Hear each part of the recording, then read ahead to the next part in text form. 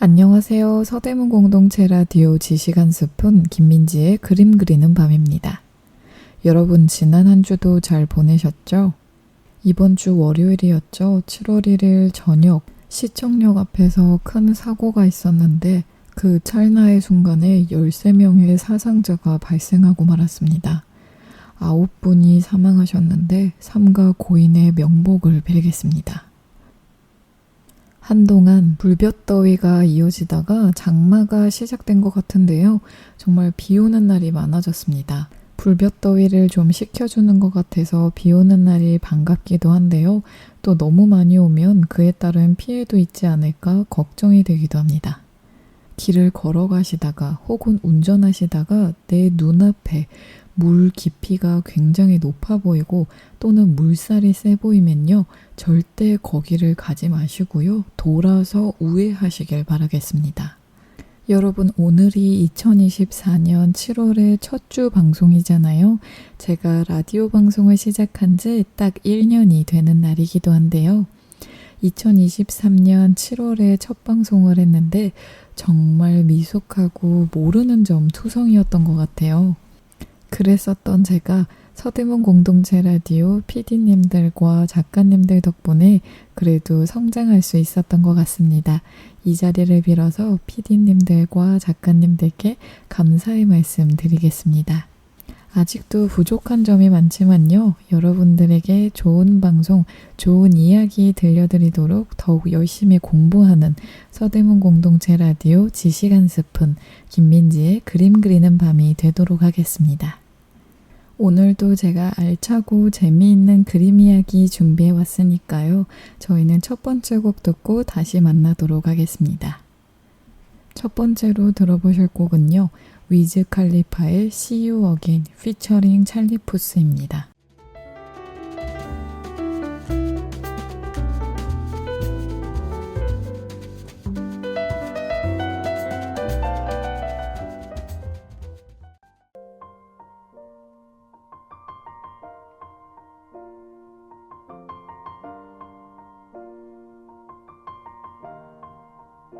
It's been a long day without you, my friend, and I'll tell you all about it when I see you again.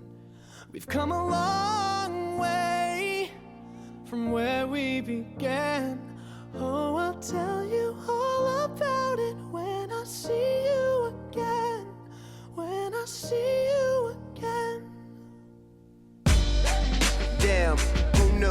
All the planes we flew, good things we've been through. That I'll be standing right here talking to you about another path. I know we love to hit the road and laugh, but something told me that it wouldn't last. Had to switch up, look at things different, see the bigger picture. Those were the days, hard work forever pays. Now I see you in a better place. How can we not talk about family when family's all that we got? Everything I went through, you were standing there by my side, and now you gon' be with me for the last ride. It's been a long day without you, my friend, and I'll tell you all about it when I see you again. We've come a long way, from where we began. Oh, I'll tell you all about it when I see you again. When I see you again.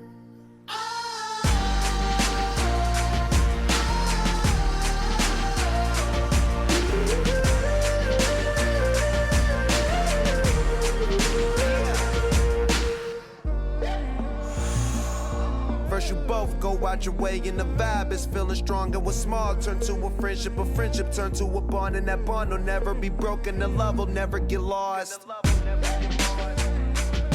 And when brotherhood comes come first, and the line will never be crossed. Established it on our own when that line had to be drawn, and that line is what we reach. So remember me when I'm gone.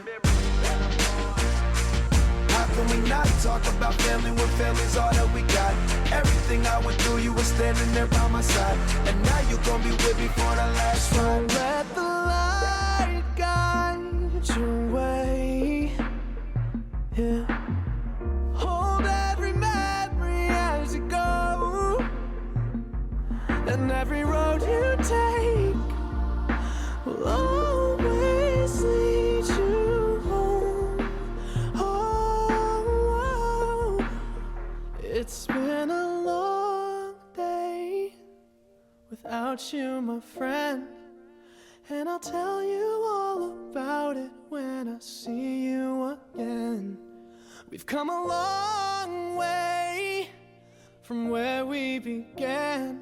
Oh, I'll tell you all about it when I see you again. When I see you again.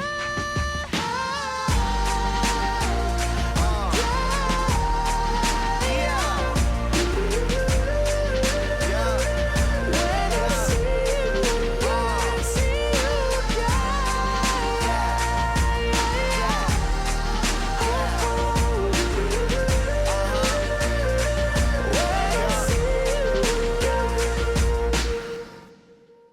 여기는 서대문 공동체 라디오 지식한 스푼 김민지의 그림 그리는 밤입니다. 방금 듣고 오신 첫 번째 곡은요. 위즈 칼리파의 See You Again 피처링 찰리 푸스입니다. 저번 주에 빈센트 반 고흐 등 서양 예술가들이 어떻게 일본 미술, 자포니즘의 영향을 받았는지 그 영향이 어떻게 드러났는지에 대해서 이야기하다가 끝났었는데요. 오늘 그 부분에 대해서 조금 더 이야기하고 반 고흐의 대표 작품들 위주로 이야기 나눠보도록 하겠습니다. 우선 빈센트 반 고흐는요. 네덜란드 출신의 프랑스 화가예요. 네덜란드 시절에는 어두운 색채로 비참한 주제를 특징으로 작품을 선보였는데요. 1886년부터 1888년 파리에서 인상파와 신인상파의 영향을 받게 됐고 주요 작품은 해바라기, 아를르의 침실, 의사 가시의 초상 등이 있습니다. 1888년 빈센트 반 고흐는 예술의 중심지 파리를 떠나 프랑스 남부 프로방스 지방의 아를로 떠났죠. 그의 상상 속에서 머나먼 동양의 섬나라 일본은 마치 열대의 섬처럼 사시사철 따스하고 햇빛이 찬란한 남쪽 나라였기 때문입니다. 일본에 갈 길이 없었으니 그 대신 온화한 기후의 남프랑스가 일본과 비슷하리라고 기대하며 떠났던 것 같다는 추측이 있습니다. 어쨌든 반 고흐는 아르레에 정착한 그해 여름부터 가을 사이에 그의 길지 않은 인생에서 가장 행복하고 생산적인 날들을 보냈습니다. 우리가 익히 잘 알고 있는 대표 작품들이 그 시기에 그려졌습니다. 서양의 인상파와 후기 인상파에 큰 영향을 미친 일본의 판화에 대해서 지난주에 이야기했었는데요. 오늘 간략하게 다시 설명드릴게요. 반 고흐가 일본을 동경하게 된 것은 당시에 수많은 유럽 미술가들을 들뜨게 했던 일본의 채색 목판화, 우키요에에 매료되면서부터였습니다. 둥둥 떠다니는 세상의 그림이라는 뜻의 우키요에는 에도 시대의 전성기를 누렸던 대중적인 목판화였죠. 몇 개의 목판을 색깔별로 나누어서 파고 각각의 목판을 한 장의 종이에 눌러 찍어내는 손쉬운 기법의 판화였던 만큼 우키요에는 검은 윤곽선이 만들어낸 단순한 형태와 명암의 차이가 전혀 없는 선명한 색채의 면들로 이루어져 있었습니다. 실제로 강렬한 색채가 눈을 잡아끄는 호쿠사이의 작품 후지산 36경이나 폭우가 쏟아지는 강변의 정경을 경쾌하게 담아낸 히로시게의 풍경화를 보면요. 반 고흐가 일본이 열대기후의 섬나라일 것이라고 오해했던 것도 무리가 아니라는 생각이 들게 합니다. 단순하면서도 장식적이고 소박하면서도 매혹적인 우키요에는 서양의 전통적인 회화 기법과는 판이하게 달라서 오랜 관습을 떨쳐내고 새로운 표현 방식을 갈구하던 파리의 인상주의 및 후기 인상주의 화가들에게 굉장히 크게 영향을 미쳤습니다. 반고우도 크게 보면요, 당시 유행했던 일본 취향, 즉 자포니즘의 세례를 받은 것이죠. 그는 벨기에의 안트베르펜에 살던 시절부터 우키요에를 수집했고요. 파리로 옮겨온 이후에는 더더욱 열중해서 1887년 3월에는 카페 탕브랭에서 그의 소장품을 전시할 정도였다고 해요. 우키요의 소장품을 전시할 정도면 그 열정이 정말 컸던 것 같은데요. 파리에서는 이미 1867년에 파리 엑스포에서 일본관이 선보였던 미술품과 공예품이 선풍적인 인기를 끌었고, 이후 일본에서 수입한 각종 장신구와 미술품은 패션 리더들의 라이프 스타일의 필수적인 요소로 자리 잡았다고 해요. 마네가 그린 에밀 졸라의 서재에는 일본제 금박 병풍과 게다르시는 사무라이를 그린 우키요에가 당연한 듯 놓여있고, 지라르의 그림에서는 기모노를 입은 게이샤와 그녀들의 의상실을 가득 메운 온갖 장식품들이 눈을 유혹합니다. 그러나 반고우에게 일본은 단지 이국적이고 세련된 물건을 만들어내는 곳, 그 이상이었죠. 일본은 반고우가 꿈꾸던 유토피아였던 것입니다. 저희는 여기서 잠깐 쉬고 노래 한 곡 듣고 다시 만나도록 할게요. 이번에 들어보실 곡은요, SG 워너비의 타임리스입니다.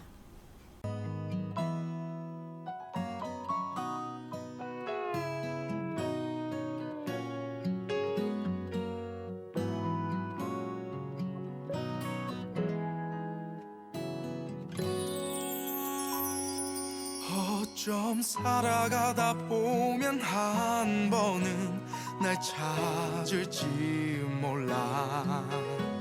난 그 기대 하나로 오늘도 힘겹게 버틴 걸. 난 참 기억력도 좋지 않은데 왜 너에 관한 건 그 사소한 추억들까지도 생각이 나는지. 너를 잊을 순 없지만 붙잡고 싶지만 이별 앞에서 할 수 있는 건 좋은 기억이라도 남도록 편히 보내주는 일. 혼자 남아도 괜찮아, 가도 괜찮아.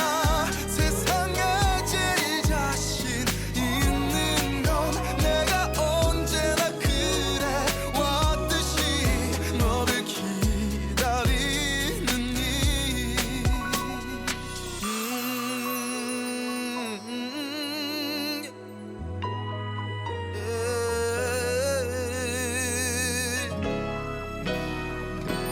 I don't wanna say goodbye. 어쩜 살아가다 보면 한 번은 날 찾을지 몰라. 난 그 기대 하나로 오늘도 힘겹게 버틴 걸. 부디 하루빨리 좋은 사람과 행복하길 바래. 그래야만 내 마음속에서 널 뽐낼 것 같아. 너를 잊을 순 없지만 붙잡고 싶지만 이별 앞에서 할 수 있는 건 좋은 기억이라도 남도록 편히 보내주는 일. 이젠 멀어져 가지만 잠시였지만 태어나지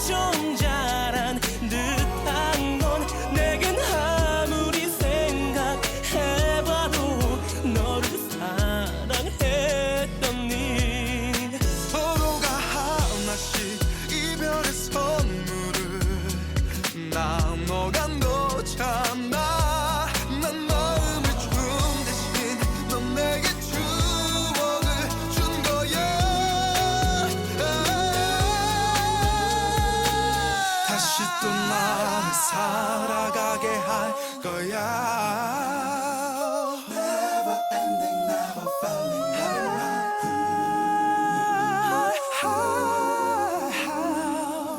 My girl 날 아프게 했지만 울게 했지만 이거 하나만큼은 고마워 당근은 그날 내가 가져갈 추억 만들어줘서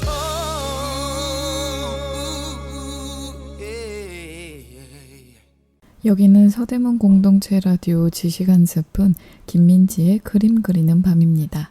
방금 듣고 오신 곡은 SG 워너비의 타임리스입니다. 반 고흐는 당시에 수많은 예술가와 작가, 철학자들과 마찬가지로 낭만적인 반자본주의자였는데요. 그의 출신을 따지자면 부르주아에 가까웠지만 반 고흐는 빈부의 격차에 따라 사회적인 신분 또한 철저하게 갈라지는 자본주의의 생리를 비판하고 노동운동에 동조했으며 점점 더 물질만능주의로 나아가는 대도시의 삶에 염증을 느꼈습니다. 그가 화가가 되기 이전 벨기에의 탄광촌 교회에서 인부들에게 설교를 하고 가난한 이들의 일상을 동정적인 시선으로 바라보며 그림으로 남겼던 것은 이와 같은 정치적 신념의 실천이었다고 볼 수 있죠. 그러나 이러한 태도가 낭만적이었다고 하는 이유는 바로 자본주의 사회의 타락한 현상을 타개할 방도로 세상 사람들 모두가 서로 아끼고 사랑하며 가진 것을 평등하게 나누어 소박하게 살아가는 비현실적인 이상을 추구했기 때문입니다. 우리는 흔히 지금보다 더 좋은 미래를 상상할 때 향수에 젖어서 과거를 되돌아보곤 해요. 그때가 좋았다 라거나 옛날에 이루지는 않았는데 이러면서 말이죠. 어차피 되돌아가 확인할 수는 없으니 정말 그때가 더 좋았는지 따져볼 것 없이 옛날을 아름답게 상상하는 것은 자유죠. 반 고흐는 돌아갈 수 없는 과거를 대신해서 닿을 수 없는 먼 땅, 일본을 두고 미래에 대한 바람직한 비전을 설계했습니다. 그는 동생 테오에게 쓴 편지에서 일본인들은 자연 속에서 마치 꽃처럼 살고 있다. 이 단순한 일본인들이 우리에게 진정한 종교를 가르쳐 주지 않느냐. 일본 미술을 배우기 위해서는 더 즐겁고 더 행복해져야만 한다. 또 우리는 교육과 관습의 틀이 만들어낸 우리 자신을 버리고 자연으로 되돌아가야만 한다고 했습니다. 즉, 그가 상상한 일본은 자본주의가 인류를 타락시키기 이전에 모두가 자연 속에서 가진 것이 없이도 행복하고 만족했던 에덴 동산이었던 거죠. 이렇게 반 고흐가 일본 미술을 동경하고 자포니즘의 영향을 받은 것처럼요. 그 당시를 주름잡았던 유명한 서양 화가들도 자포니즘의 영향을 많이 받고 우키요에를 동경한 게 그림에 나타나는데요. 과연 누가 있었을까요? 첫 번째로 인상주의 그룹의 중요한 화가였던 에드가 드가입니다. 드가는 일본 미술에서 영감을 받은 점이 분명하지만 단번에 인정할 수 있는 형태로 남기지는 않았죠. 오히려 화면의 모양으로 일본 미술에 대한 취미를 보여줬습니다. 드가가 즐겨 그렸던 발레 무용수들이 부채 모양 화면 속에서 움직이고 있는데 어두운 바탕에 금분으로 그리는 일본의 전통공예인 마끼에를 연상케 합니다. 또 메리 커셋은요, 드가의 영향을 받아 동판화를 열성적으로 제작했는데 얼핏 보기에 대수롭지 않은 일상의 단면을 동판화해서 독특한 방식으로 부각시켰습니다. 편지 봉투에 침을 묻히는 여인의 태도는 무심하기 그지없고 여인의 옷에 박힌 무늬는 벽지와 마찬가지로 평면적인 느낌을 주고 있죠. 일상의 사소한 국면을 포착해서 특별한 의미를 부여하는 태도 또한 우키요에에서 영향을 받은 것이라고 볼 수 있습니다. 메리 커셋의 작품 편지는 일본 주카세키조의 작품 편지를 쓰는 유녀와 정말 닮아 있습니다. 편지 봉투에 침을 묻히는 여인의 행동, 또 그 순간을 포착한 장면이 정말 닮아 있어요.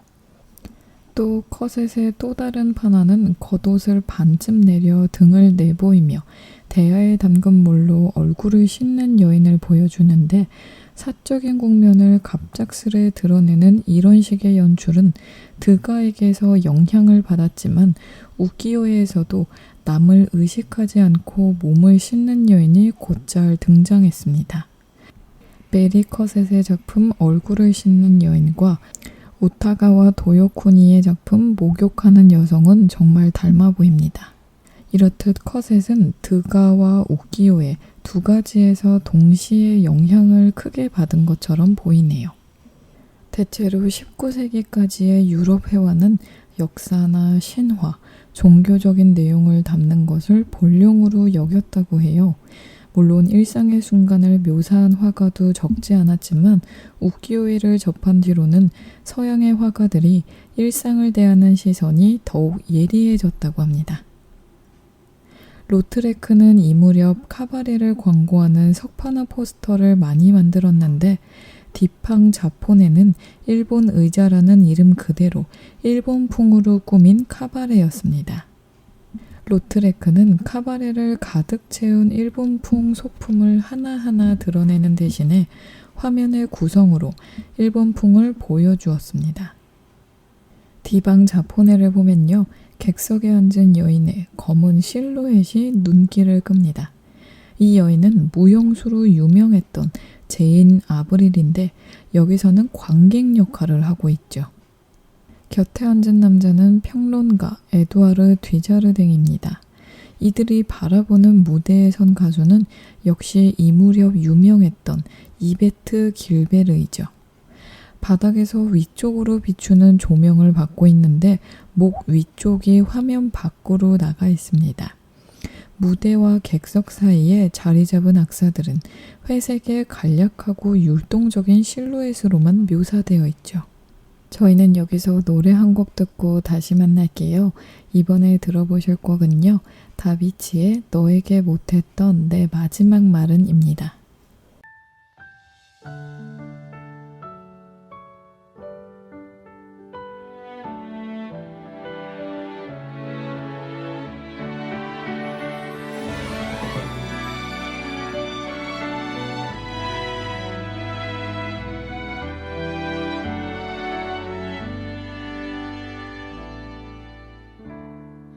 아직 남았을까 못 잊을 이유가 남아있을까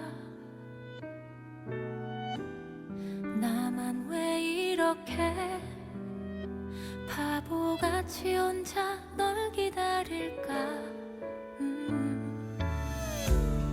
애꿎은 바람들은 말도 안 되는 네 말을 또 믿고 싶게 해 달라질 게 없는데 끝인 걸 아는데 생각이 나 그 모든 게 나 어쩌면 너에게 하고 싶은 말은 긴 밤을 지새도 아직 너를 많이 사랑한다고 이 아픈 시간이 헛서 지나가기를 조금만 더 버텨볼게 나 없는 하루가 버겁긴 하지만 보고 싶은 마음 꼭 참고 하루에 하나씩 잊어볼게 그래 볼게 매일 이런 다짐을 해 습관처럼 생각보다 길어진 그리움이 익숙해져가는 날들에 제법 웃기도 하다 또 괜찮다가도 생각이 나 네 모든 게 어쩌면 너에게 하고 싶은 말은 긴 밤을 지새도 아직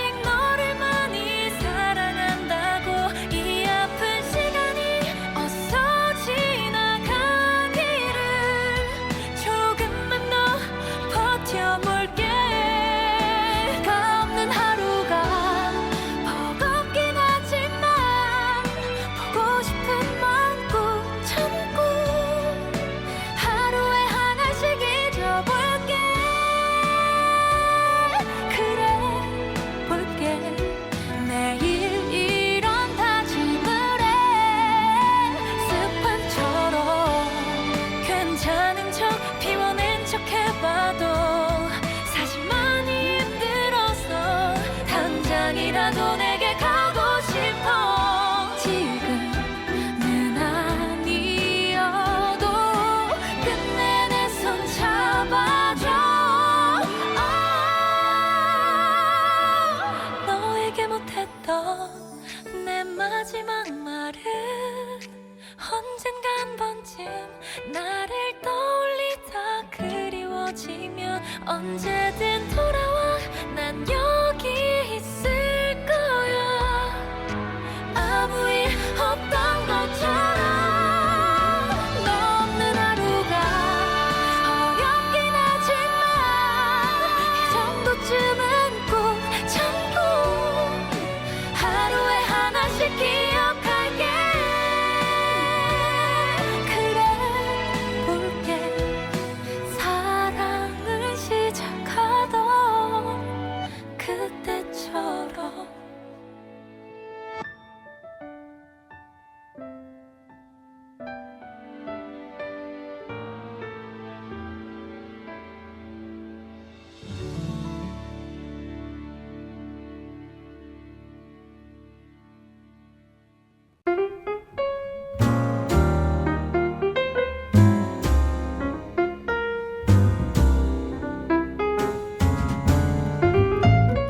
허전한 마음에 지식 한 스푼. 그림과 책, 인문학과 인도 이야기, 그리고 마음 나누는 대화법까지 지식 한 스푼의 풍성한 주제로 오늘도 지식 충전하세요.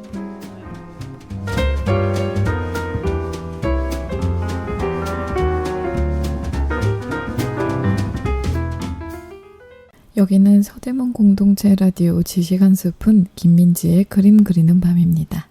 방금 들어보신 곡은요, 다비치의 너에게 못했던 내 마지막 말은입니다.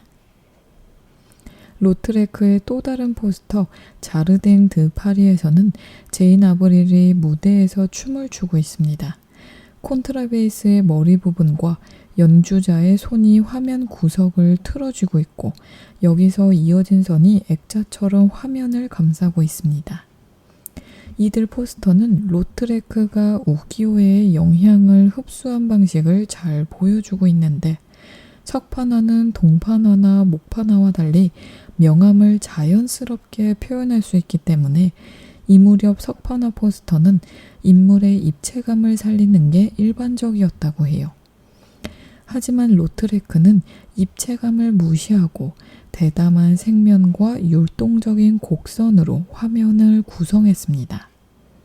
로트레크보다 앞서 파리를 주름잡았던 줄 세레의 석판화 포스터와 비교해보면 로트레크의 포스터가 얼마나 파격적인 것이었는지를 짐작할 수 있는데요. 커셋과 로트레크가 각각 동판화와 석판화라는 매체를 활용해서 우키요에를 경쾌하게 녹여낸 것은 어떤 의미에서는 역설적입니다. 19세기 중반부터 일본이 개항을 하고 동판화와 석판화가 일본에 들어가면서 목판화인 우키요의 입지는 위태로워졌기 때문이죠. 정교하고 사실적인 묘사가 가능한 데다 신속하게 대량으로 찍어낼 수 있는 동판화와 석판화가 목판화의 자리를 빼앗았고, 우키요에는 실용적 정보 매체로서의 구실을 급격히 잃어버리고 말았습니다. 이처럼 우키요에를 서구에 알리게 된 계기가 우키요에를 몰락하게 했고, 일본 내에서 쇠퇴와 몰락을 맞은 우키요에가 일본 밖에서는 열광의 대상이 되었으니 아이러니한 노릇이죠. 인상주의 미술의 아버지로 여겨지는 에두아르 마네는 작품 에밀 졸라의 초상을 그렸는데, 서재의 미술 잡지를 펼쳐들고 있는 졸라의 뒤편으로 왼편에는 일본의 변풍이 보이고 오른편 벽에는 몇 점의 판화가 겹쳐서 걸려있는 게 보입니다. 이 작품은요, 졸라에 대한 호의, 마네 자신의 작품에 대한 자부심, 그리고 자신에게 영감을 주는 다른 화가와 풍물에 대한 언급을 담고 있습니다. 마네의 이 그림과 비교할 수 있는 그림이 바로 빈센트 반 고흐의 작품 탕기 영감이죠. 빈센트를 비롯한 젊은 무명 화가들에게 친절했던 화상 탕기 영감이 정면을 향해 버티고 앉아 있고 그 뒤편 벽 가득히 우키요에가 걸려 있습니다. 탕기 영감의 형체까지 울긋불긋한 우키요에 섞여 들어가는 것 같은 느낌을 받는데요. 배경은 평평하고 인물은 볼록하게 돌출한 느낌을 줘야 마땅할 터인데 탕기 영감의 윗옷은 얄랑하게나마 입체감을 내고 있지만 영감의 얼굴 부분은 우키요의 색채에 파묻혀 있기 마련입니다. 이 밖에도 빈센트 반 고흐는 우키요의 스타일을 모방하거나 우키요의 자체를 모티프로 삼았는데 반 고흐는 1886년에 발행된 잡지 파리 일레스트레에 실린 우키요에를 보고는 작품 오이란을 그렸습니다. 그리고 이 그림의 원본이 된 게이사이 에이센의 우키요에를 탕기 영감의 옆구리 부분에 등장시켰는데 탕기 영감을 보다가 졸라를 돌아보면 마네의 그림은 점잖다 못해 약간은 우물해 보일 정도죠. 빈센트 반 고흐가 일본의 미술, 특히 우키요에에 열광한 것은 널리 알려져 있는데 모네나 드가가 우키요에의 특색을 자신들의 화폭에 녹여 넣어놓던 것과 달리 빈센트는 우키요에의 영향을 고스란히 드러내며 일본의 문화를 한껏 칭찬했습니다. 그런데 반 고흐의 일본 취미에는 묘한 데가 있었는데요. 반 고흐의 고국 네덜란드는 일본이 유일하게 교역했던 유럽 국가입니다. 네덜란드인들은 일찍부터 우키요에를 비롯한 일본 미술품을 수입했죠. 파리로 나오기 전에도 반 고흐는 네덜란드와 벨기에에서 일본 미술품을 볼 수 있었고 안트베르펜에 살 때는 우키요에를 수집하기도 했습니다. 하지만 반 고흐가 네덜란드와 벨기에에서 그린 그림에는 우키요에의 영향이 전혀 보이지 않았죠. 1886년에 파리로 나오면서 반 고흐는 마치 우키요에를 처음 본 것처럼 열광했습니다. 그러니까 반 고흐는 프랑스와 파리의 문화적인 투망에 걸린 우키요에에 반응했던 셈인 거죠. 그전까지 무겁고 칙칙한 분위기의 그림을 그리던 반 고흐는 파리로 나와서 갑작스럽게 강렬한 색채를 구사하기 시작했습니다. 반 고흐가 맞이한 변화에서 어디까지가 인상주의 미술의 영향이고 어디서부터가 우키요에의 영향인지는 구분하기가 여간 쉽지 않습니다. 저희는 여기서 노래 한 곡 듣고 다시 만날게요. 이번에 들어보실 곡은요. 너드 커넥션의 그대만 있다면입니다.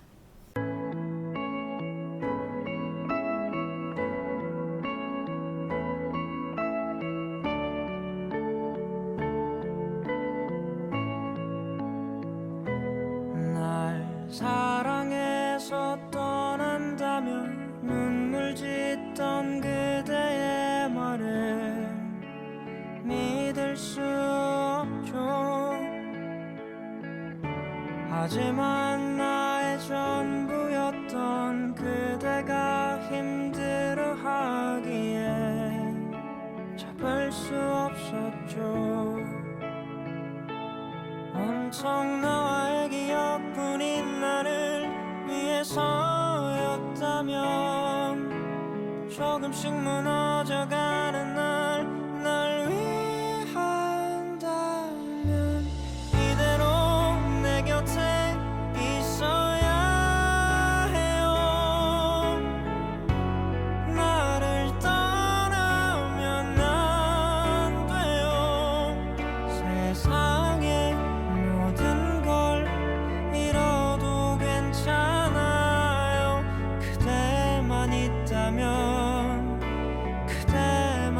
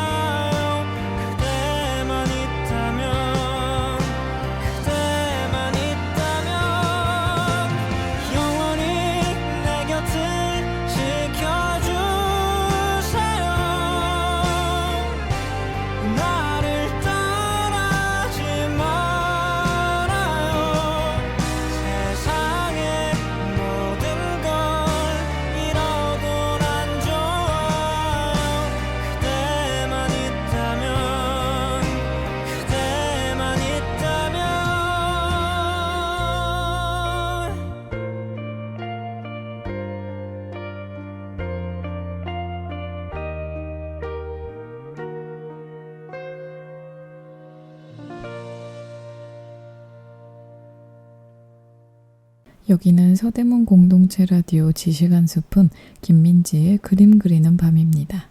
방금 듣고 오신 곡은요. 너드 커넥션의 그대만 있다면입니다. 반고는 우타가와 히로시게의 작품 가메이도의 매화 정원이라는 판화를 모사했는데 차분하고 서정적인 풍경화를 보여주던 히로시게는 나이가 들면서 기괴한 풍경을 화면에 담기 시작했고 극단적인 원근법을 구사했습니다. 인물이나 사물을 근경에 큼지막하게 그려놓고는 그 바로 뒤에 원경을 배치해서 근경과 원경의 긴장감을 유도했죠. 1856년부터 내놓은 작품 명소 에도 백경 시리즈는 그런 특성을 잘 보여줍니다. 작품 가메이도의 매화정원 역시 나무가 관객을 압박하듯 바짝 다가선 뒤편으로 원경이 펼쳐지는 구도입니다. 반고흐가 1888년에 남부 프랑스의 아를로 내려가서 그린 작품 씨를 뿌리는 사람은 히로시게의 그림에서 받은 영향이 어떤 식으로 진전되었는지를 보여주고 있습니다. 씨를 뿌리는 사람이라는 모티브는 빈센트 반고흐 자신이 경애하던 장 프랑수와 밀레의 그림에서 가져온 것입니다. 짙은 갈색으로 칠한 나무가 화면을 사선으로 가르고 있고 고개를 틀며 씨를 뿌리는 사람은 마치 나무에 압도된 것처럼 보입니다. 하지만 태양이 마치 후광처럼 그의 머리 뒤에 자리를 잡고 있고 강렬한 주제의식과 대담한 화면 구성이 절묘하게 어우러진 작품입니다. 마치 벽지처럼 평평한 생면 앞에 꿈틀거리는 굵은 필치로 된 나뭇가지와 하얗게 빛나는 꽃송이를 담은 작품 꽃핀 아몬드 나무는 반고흐가 1890년에 그린 그림입니다. 반고흐는 말년으로 갈수록 그림에서 장식적인 효과와 심리적인 효과를 치열하게 조율했고 이 그림은 그런 흐름 속에서 나온 걸작입니다. 반고흐와 같은 시기에 활동했고 심지어 반고흐와 잠깐 함께 지내기도 했던 폴 고갱의 그림에도 우키요의 영향은 드러나고 있습니다. 고갱의 작품 설교 뒤의 환상은요, 언뜻 보면 영문을 알 수 없는 그림처럼 보이는데 브루타뉴 지방의 전통 의상을 입은 여인들이 화면 앞쪽에 경건하게 무릎을 꿇고 있고 그녀들의 앞쪽에서 두 인물이 뒤엉켜져 있습니다. 천사와 씨름하는 야곱이죠. 구약 성경에서 야곱은 자기 형에게서 상속자의 권리를 가로채고는 도망치다가 천사를 만납니다. 야곱은 천사와 씨름을 했고 마침내 씨름에서 이긴 야곱에게 하느님은 땅과 자손과 행복을 약속합니다. 고갱은 이 그림의 스케치를 반고흐에게 보내면서 천사와 씨름하는 야곱이 브루타뉴 여인들이 기도를 하면서 떠올린 장면이라고 썼다고 해요. 현실 속의 브루타뉴 여인들과 상상 속의 장면을 한 화면에 담았다는 건데 사선으로 놓인 사과나무가 현실과 상상을 나누는 구실을 하고 있습니다. 원근법이 과장되어 있고 지평선이 아예 없죠. 대담한 붉은 색면이 비현실적인 느낌을 불러일으키고 있습니다. 반고흐와 고갱이 함께 지내면서 그림을 그릴 때 이 두 사람은 예술에 대한 견해 때문에 격렬하게 충돌했는데 고갱은 회화가 더 이상 자연을 보이는 대로 그릴 필요는 없으며 화면 자체의 구성을 위해 인물과 사물을 대담하게 왜곡해야 한다고 했습니다. 고갱의 이런 입장이 잘 드러난 작품은 바로 설교 뒤의 환상인데 흥미롭게도 이 그림은 앞서 본 것처럼 히로시게의 우키요에 그리고 히로시게에게서 영향을 받은 반고흐의 그림과 연결되고 있습니다. 반고흐는 1888년에 남부 프랑스의 아를로 내려가면서 예술가들의 공동체를 만들 꿈에 부풀어 있다고 했잖아요. 고갱과의 동거는 그런 공동체의 첫 발을 내딛는 것이었습니다. 또 반고은은 남부 프랑스를 일본과 동일시했죠. 물론 반고은은 일본에 가본 적이 없고 건조하고 바람이 강한 아르의 기후는 일본의 기후와는 전혀 달랐습니다. 이 즈음에 반고우가 동생 테오와 주변 사람들에게 보낸 편지를 보면요. 반고우 자신이 그 무렵 예술가와 예술의 이상적인 존재 방식을 일본에 투사했음을 알 수 있습니다. 반고우가 동생 테오에게 쓴 편지를 보면요. 나는 일본인이 그들의 작업에서 모든 것을 극단적으로 분명히 하는 태도가 부러워. 그것은 결코 우둔하지도 급히 서두른 것처럼 보이지도 않아. 그들의 일은 호흡처럼 단순하고 그들은 마치 조끼에 단추라도 꿰듯이 간단히 정확한 몇 줄의 선으로 인물을 그려. 아, 나도 몇 줄의 선으로 인물을 그릴 수 있도록 해야 해. 라고 말이죠. 스스로를 선승처럼 묘사한 반고우의 자화상은 일본이라는 이상향에 대한 감정을 잘 보여주고 있습니다. 물론 반고우는 일본의 선생을 만나본 적도 없습니다. 아집을 버리고 종교적인 사명에 투신하는 이상적인 존재를 그려본 것이죠. 반고우는 주변의 화가들에게 일본인 화가들이 그랬던 것처럼 그림을 교환하자고 제안했고 이 그림은 고갱의 자화상과 교환했습니다. 고갱의 자화상은 음울하고 회의적인 분위기를 띠지만 반고우의 이 그림은 금욕에 대한 결심, 미래에 대한 자신감을 보여주고 있습니다. 이 시기에 빈센트 반고우에게 좋은 것과 훌륭한 것은 모두 일본에서 온 것이었죠. 그에게는 이상적인 것을 가리킬 말이 필요했기에 일본이라는 단어를 가져와 썼던 거 아닐까요? 반고우가 예술가 공동체에 대해 품었던 희망은 1888년 12월 그가 고갱과 다툰 끝에 스스로 귀를 자른 사건이 벌어지면서 물거품이 되고 말았습니다. 고갱은 아르를 떠났고 혼자 남은 반고우는 일본이라는 이상형도 사라졌다고 여겼고 이 뒤로 반고우는 점차 일본을 언급하지 않게 되었다고 해요. 고갱이 떠남으로써 자신이 꿈꿨던 이상향, 즉 유토피아 일본이 없어졌다고 생각한 것 같습니다. 저희는 여기서 노래 한 곡 듣고 다시 만나도록 할게요. 이번에 들어보실 곡은 백예린의 다시 난 여기입니다.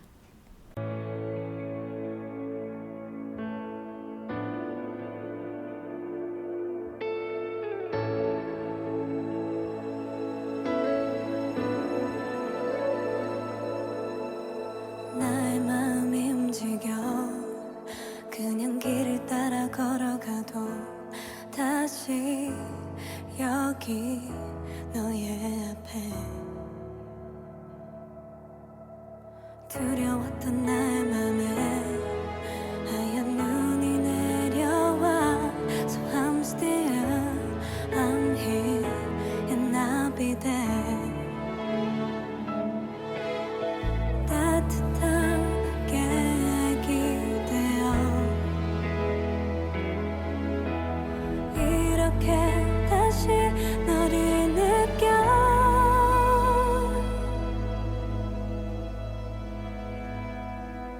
I'm still and I'm here 이렇게 나도 널 담을게 우리 서로 밀어내더라도 그 때문에 더 깊이 새겨져 여기 또 거기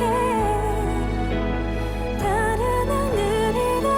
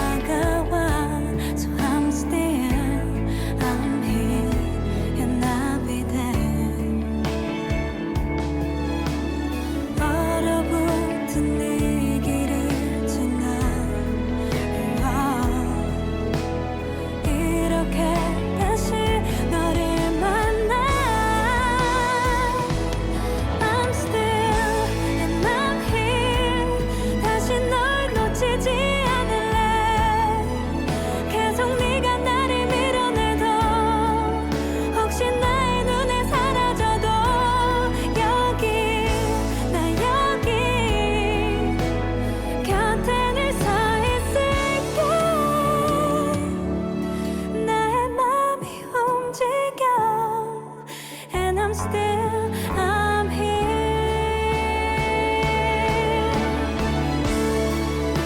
난 너의 기억이 다 지워질까봐 마음에 새겨둬. 너를 볼 수 없게 될까봐 시간이 늘 두려워. 다시 너를 찾아봐 또 이렇게.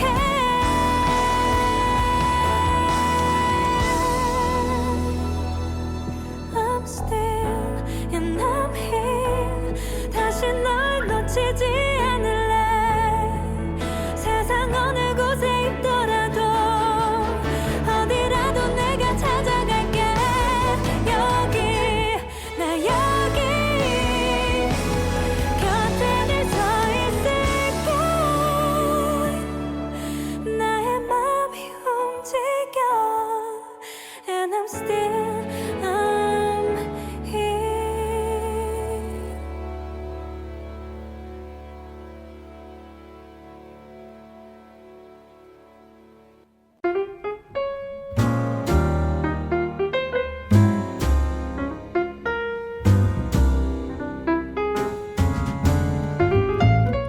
허전한 마음에 지식 한 스푼. 그림과 책, 인문학과 인도 이야기, 그리고 마음 나누는 대화법까지 지식 한 스푼의 풍성한 주제로 오늘도 지식 충전하세요.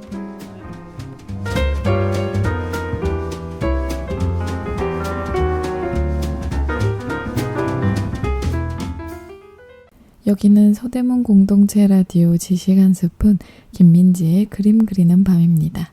방금 듣고 오신 곡은요, 베게린의 다시 난 여기입니다. 자, 이렇게 반고흐와 그 당시 서양 예술가들에게 영향을 끼쳤던 일본 미술에 대해 알아봤는데요. 지금부터는 반고흐의 대표적인 작품들을 좀 깊이 있게 알아보도록 할 겁니다. 반고흐의 노란 집이라는 작품은요, 1888년에 72cm 곱하기 91.5cm로 캔버스의 유체로 제작되었고 현재는 반고흐 미술관에서 소장 중입니다. 아르레 고흐의 방이 있던 건물이 바로 노란 집인데요. 노란 집은 외벽에 색채를 따서 붙여진 이름이고 원래 주소는 아르레 라마르텐 광장 2번지였다고 합니다. 이 노란 집은 고흐의 희망이면서 동시에 현실의 비극을 예감하게 만드는 상징이었죠. 아까 말씀드린 대로 고흐는 아르레 오면서 동경의 대상이었던 일본에 오는 것처럼 큰 꿈과 희망을 품고 자신의 이상향을 펼치길 바랬던 장소입니다. 이 작품에서 고흐가 살던 집은 건물의 오른쪽에 있는 것인데 이 건물에 있던 방 4개를 빌려서 고흐는 아르레의 삶을 시작했죠. 아래층에 있던 큰 방은 아뜰리에와 부엌으로 쓰고 위층에 있던 작은 방은 침실과 객실로 사용했다고 합니다. 오른쪽 건물의 구석에 셔터가 열려있는 방이 객실이었고 이 방에서 고갱이 9주를 머물렀다고 해요. 그 뒤에 셔터가 내려진 방이 고흐의 침실입니다.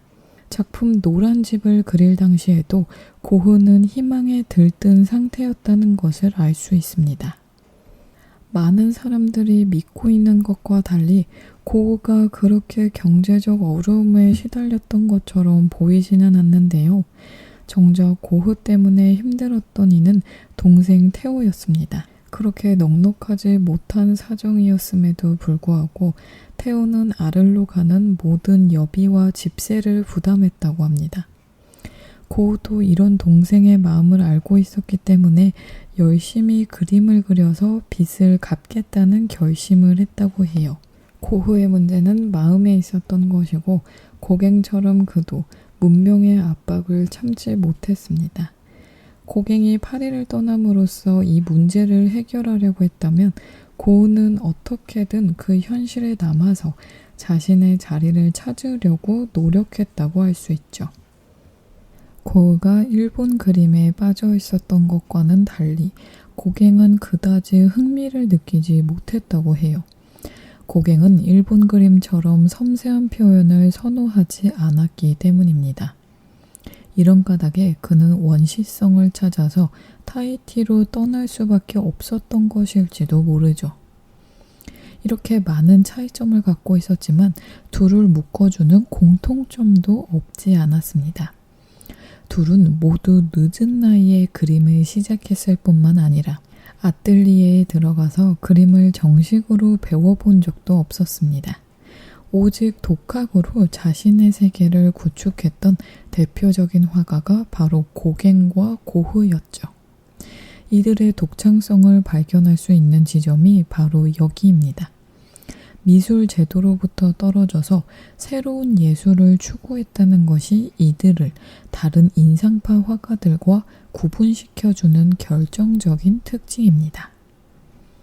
고흐가 강렬한 햇빛과 색채를 찾아서 아를로 이주할 무렵 파리는 전묘파의 동무대였습니다.